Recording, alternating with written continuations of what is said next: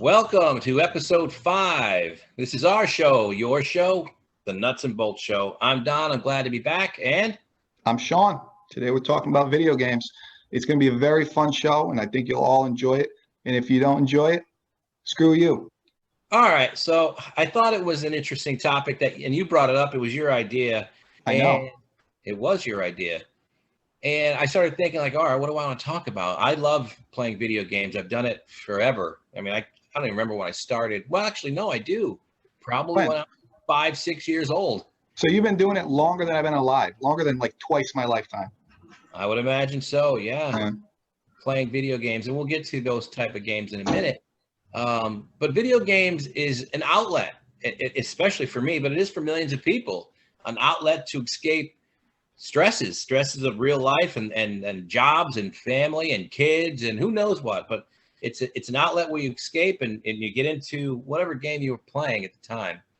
And when I first started playing video games, it was all sports. And whatever that was, it was football, hockey, basketball, baseball. And the games were pretty, I don't even know what to say. They were not that good to look at. They were fun to play, but they were horrible graphics-wise, controlling, players running on a field or whatever. It was really old feeling and not fun.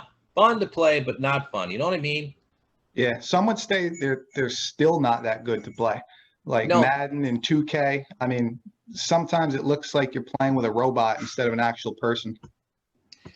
Are you talking about today's games? Yeah. Some of them still suck. I guess, yeah. I guess depending on the game you're playing. But I looked at the history, Sean, and when video gaming came about.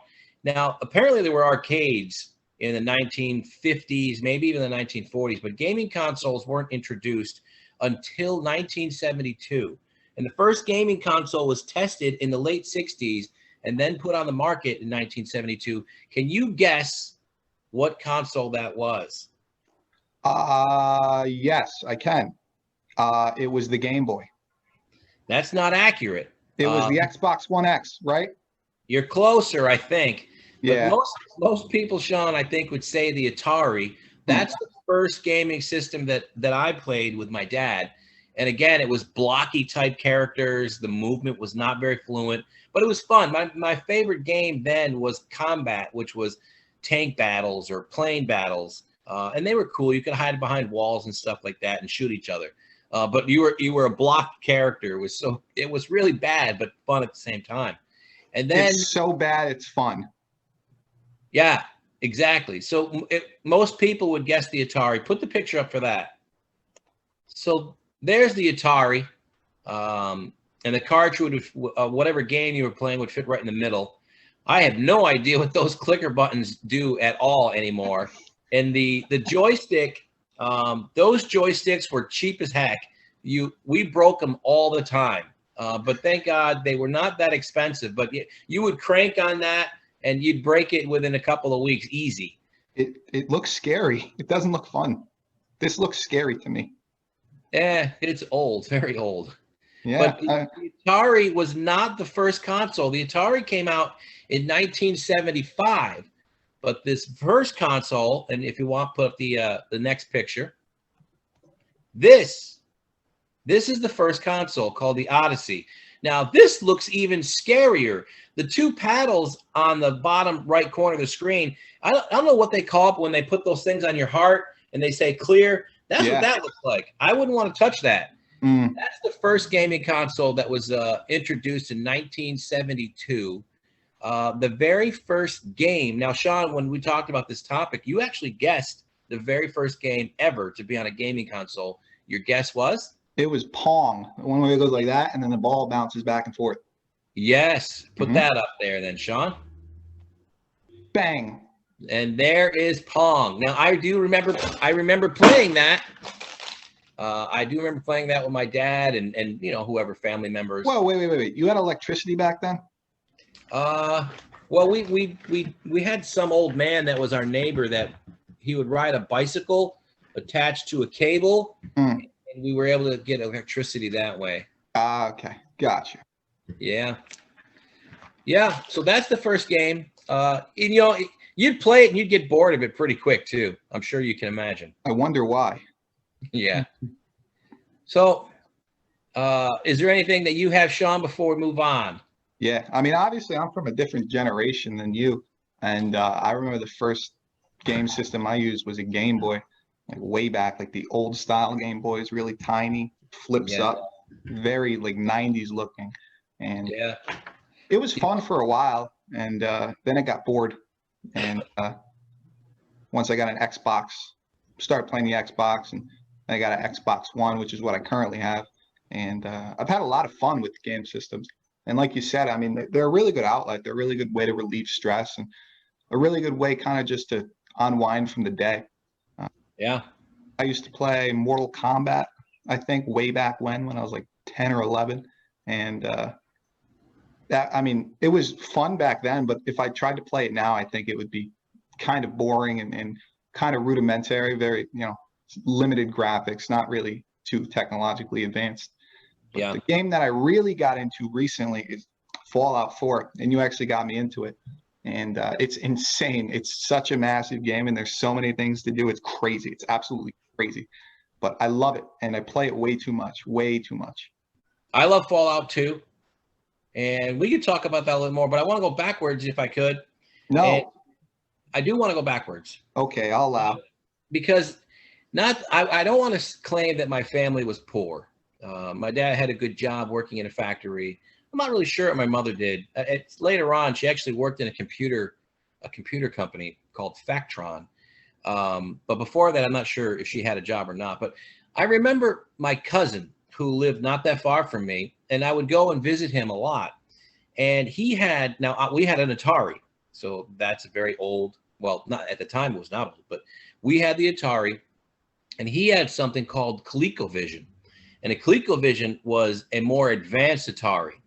So when I went there, I was always jealous. Like, oh man, you've got a better system. You've got the newest model. And he had Donkey Kong, and Donkey Kong was a huge game for the ColecoVision.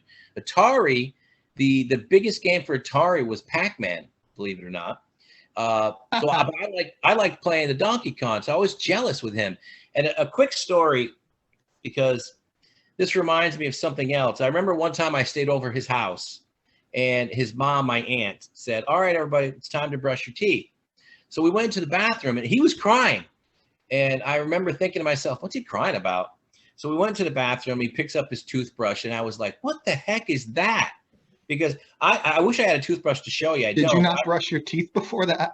Well, my toothbrush was just the toothbrush that everybody would use, apparently. Like, wait, everybody used your toothbrush? You shared it? Good. That's very good, Sean. But no. Oh, so, okay. A regular stick with the bristles on it. But he had a toothbrush in the shape of Batman, and the toothbrush was in Batman's head, and he turned it on, and it would vibrate. And I'm looking at him like he's crying, and I'm thinking, what is wrong with you? You're brushing your teeth with Batman. That's freaking cool as heck. And it brought me back to like, man, my family must be poor because I just got this stick. He's got Batman. He's got ColecoVision. I've got Atari. Anyway, that reminded me of that story. So I'm glad I shared it. I hope you liked it. But let's move on. Now, you were talking about Fallout, and I love Fallout 2. And it's actually the fourth installment of Fallout. And I've played prior versions of that game, and they're okay. Nowhere near what Fallout 4 is. Fallout 4 is probably, in my opinion, one of the best games I've ever played because of what you said. It's extensive. The world is ginormous. And you can play that game, which I've been playing that game, I believe, over a year, probably maybe even longer than that. And there are still things that I see that I've never seen before and that I can do. Yeah. Moving on, we can go back to Fallout if you want to, but I want to talk about some other things that I saw online. So I researched a little bit about like top selling games. Now, top selling games of all time, you would think Fallout would be in there because we love it so much, but it's not. It's not even in the top 10. But I got the first couple. Now, there's some different online. You can see some different studies by different companies or whatever entities that rated games. But these three games were consistent in most of the ones that I looked at. The top selling game of all time sold 500 million copies. There's no way you'll guess this game, nor did I. It was Pong. Not Pong. Oh, go Donkey Kong. No. Pac-Man. No. The Witcher. No. Damn it. All right, so in baseball, it's strike 3 and you're out. I think I gave you 4 or 5 strikes, so you're out. Now, good thing I don't play baseball. True. So, but in their time frame, the games that you mentioned were extremely popular. So in the time frame, Pong was very, very popular. So was Pac-Man. So was Donkey Kong. But overall, all-time selling game, the best, 500 million copies, is Tetris. Huh. Yeah. And that covers multiple platforms. So even your phone apps count for people who purchase Tetris that way as well. Number 2, this one made sense to me when I saw it. I didn't think about it until I saw it, but it made sense to me. Minecraft. Minecraft's a funny game to me because you can do so much, but the part of the appeal is the fact that it's just blocks and it's not good graphics. So I think it was interesting. The people who created that game, they kind of tapped into an interesting niche type market. Kind of like old school, right? Yeah, old school, but new. And it worked. Yeah. I personally never really played it, but I watched my kids play Minecraft, and I was actually baffled that they were into it the way they were. I know. People get obsessed with that game. Well, now the third, now leave it at the top 3, and this one makes more sense, like to me, because these are the type of games that I like, and I'm sure you do too, is Grand Theft Auto 5. I love that game, dude. I love 4 too. I love 4, I think, better than 5, personally. I tell you what, I mean, I did not play Grand Theft Auto 1, but I do know that Grand Theft Auto 1 and I think maybe 2 were an aerial view of the game, so you were in the sky looking down on it. I didn't play 1 or 2. I played 3, which was the first Grand Theft Auto that actually put you street level, so you saw your character walking around. I think it was, which one was San Andreas? No, wait. It was San Andreas. Vice City was my favorite one. That I think could be Grand Theft Auto 3. I'm not sure now. And then San Andreas is 4, and then Grand Theft Auto 5. There was one with a Russian guy too. Yeah, that was 4. That was my favorite one ever. I love the story. The graphics aren't as good as 5, but I really like the story. And I played it so much that once I beat all the missions like 12 times, I would kind of just drive my car and try to be one of the non-playable characters. And I would just like stop at red lights. I would stop at stop signs. I would wait for people to cross the road, and I would honk if they don't move too quickly. Yeah, I like those games were awesome. And it was an open world game, as you know. Yeah. You could do a lot of different things. And each time they put out a Grand Theft Auto, they would change it up and they would add different things or take some things away. Like the one with I can't remember. I think it was, I don't remember. It was you could lift weights. I remember you could lift weights and you could eat. And if you wanted to, you can make your character a ginormous man just by eating. Or vice versa, lifting weights, you could be buff. I can't remember which one that is.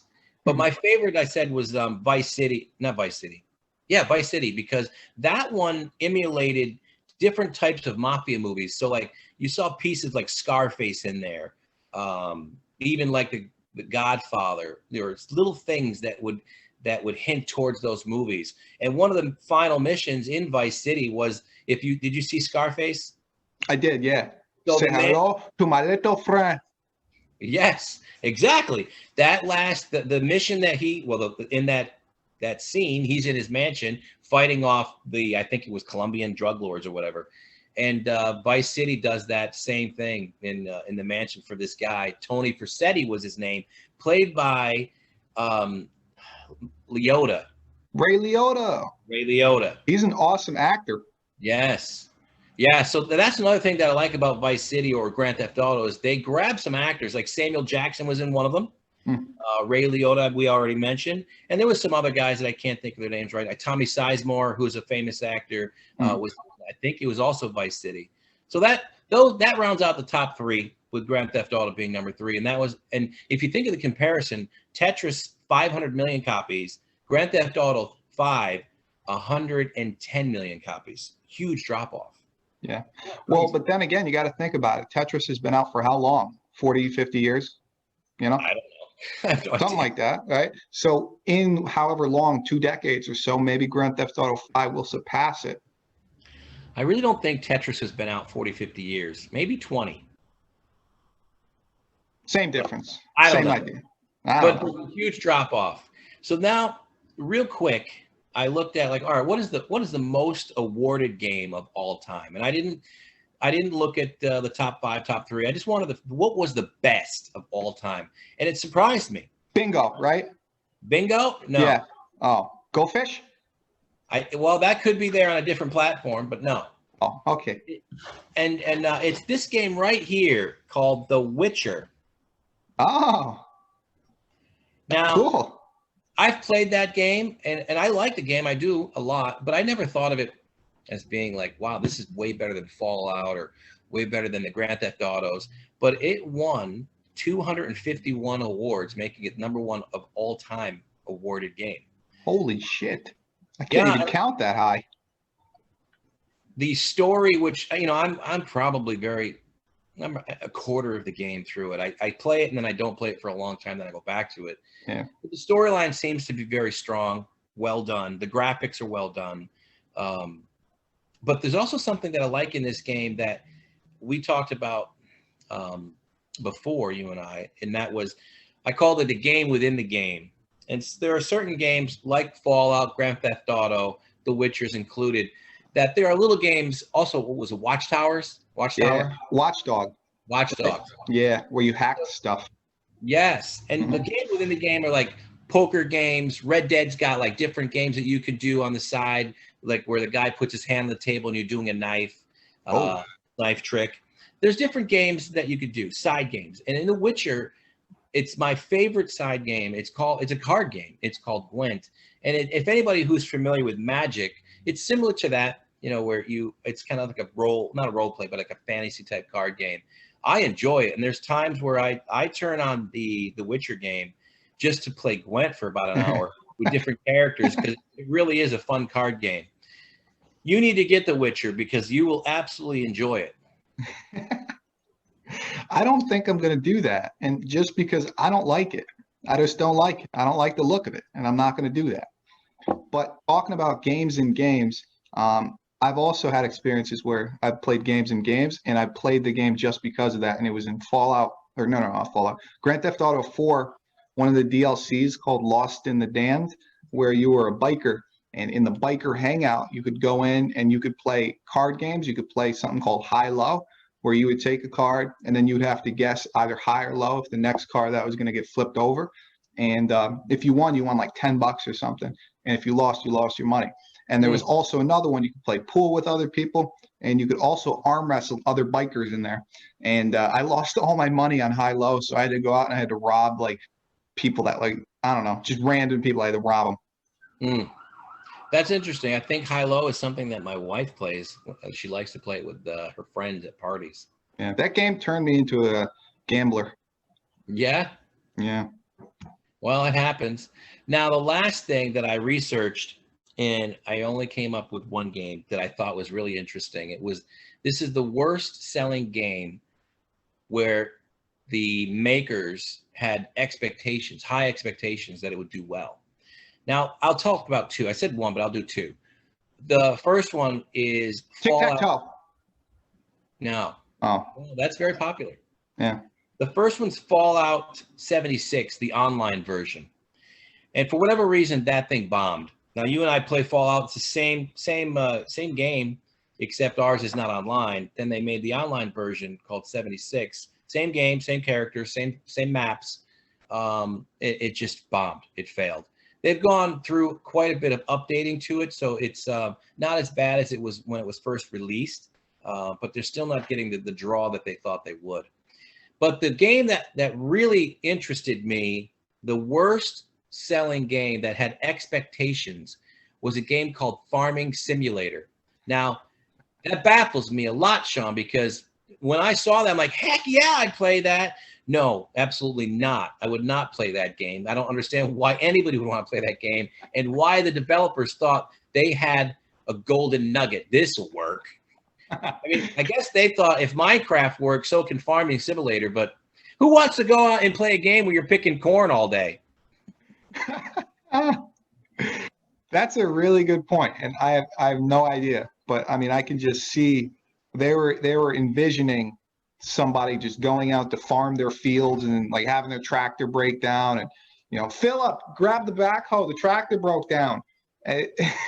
That's just weird to me, because I get it. It's a role playing thing, and it puts you in a different world that a lot of people probably have never been in. But I can also imagine it's pretty boring to do that, pretty hard work. Like when you're done playing it, your back probably hurts. You're probably thinking about the next year's harvest. It's crazy. Yeah, I don't understand it completely. I really don't, because there are phone apps that you can do that are something similar, like farming. Matter of fact, I think it's marijuana. Whoa. And those games are popular, but they're easy. This farming simulator is not what you would call easy. It's very detailed, and you really have to, I think, know something about farming to play the game, which to me, again, means I'm not doing that. Now, there's another game. It's like, I would never do that. But you know what? Matter of fact, thinking about it, if I ever did turn the game on, I'd probably sit there for 5 hours playing it and not even realize it. Maybe it's good. I don't know. It's just something when you see it on the surface, farming, I'm out. But there's another game that I play, and I'm not embarrassed to say that I do. And there are times where when I get into the game where a whole day will go by in a blink, and that is The Sims. For whatever reason, I love The Sims. And I don't quite understand why, because I can't even run my life. And here I am running these little characters, getting them jobs and money and whatever, going on vacations. The game is so cool. But I don't know if it's a guy's game. I like it. Do you play The Sims? I've never played The Sims ever, but I've heard very good things about it, including from you. But it's interesting to think about the way that we're wired now. These developers have created the game and kind of entrenched something in it that we don't have in our real lives. So it makes us go online and play something like The Sims just to do normal things that you could do in real life, but you decide not to. You'd rather do it in a fake life. Yeah. I actually played it not that long ago, and really quick, my character was in college, and after his class, he decided he wanted to rant about death, how he hated death. And he had a megaphone. So he's yelling in this megaphone how he doesn't like death. And there's people that will come around and they're listening to you speak. And then I went off screen to a different location because I had two characters going at the same time. So I left him, went to another character, checked them out. Then I went back to the original character, and I saw that he was laying in the snow in the fetal position. I'm like, what's going on? And there were people crying. And I'm like, what happened? My character died? And then there's the Grim Reaper, who apparently got pissed that my character was ranting about death and took it personally and played a joke on my character and killed him for about 2 minutes and then brought him back to life. So you never know what you're going to see in that game. It's really unpredictable, and it's fun. And that's, again, we go back to the beginning. Games are a way to get away from real life and to just lose yourself in whatever video game you're playing at the time. Which that's what I was doing. Yeah, man. I've heard people talk about their Sims game, and I really couldn't distinguish if they were talking about their real life until a certain point in the conversation. But I heard things like, "Yeah, I had sex with this Brazilian man while I was on a trip," and I was like, "What the hell are you talking about?" And then they mentioned that they had like 12 different kids and 2 different characters, and that the Grim Reaper came in. So I was like, okay, and I just left. I walked away. Yeah, my character in a Sims game long time ago went to Egypt on vacation and did similar in a tent with some Egyptian lady. And when he walked out of the tent, he was immediately hit with a meteor. True story. My character died. And I had to have, and this is sad, but I had to have his wife go to Egypt to collect his urn. So wow. I think my character deserved the meteor. That's karma. I think it was. Well, Don, that was awesome. That was so fun, man. I always love getting together with you and just talking. And today's been no different. I'm glad to have you back. I was kind of lonely last week when I had to do it by myself. And But you did a great job, though. No, well, thank you. I mean, you did a great job. Good information. Yeah, that's true. But I missed you nonetheless, and I'm glad that you're back. And this has been a presentation of the Nuts and Bolts Show. I'm Sean. I'm Don. Yes, that's Don. And we hope you like and subscribe. Thanks, guys.